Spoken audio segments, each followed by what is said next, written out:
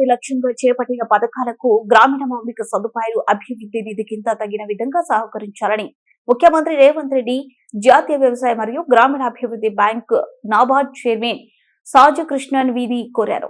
తక్కువ వడ్డీకి రుణాలను అందజేయాలని కోరారు. నాబార్డ్ చైర్మన్ సాజు కృష్ణన్ వీతో పాటు బ్యాంకు ప్రతినిధుల బృందం ముఖ్యమంత్రికి సమావేశమైంది. తెలంగాణలో సహకార సొసైటీలను బలోపేతం చేయడంతో పాటు కొత్తగా మరిన్ని సహకార సొసైటీలను ఏర్పాటు చేయాలని ముఖ్యమంత్రి అడిగారు. మైక్రో ఇరిగేషన్ కు నిధులు ఇవ్వాలని, స్వయం సహాయక సంఘాలు, మహిళా గ్రూపులకు ప్రత్యేక పథకాన్ని రూపొందించాలని కోరారు.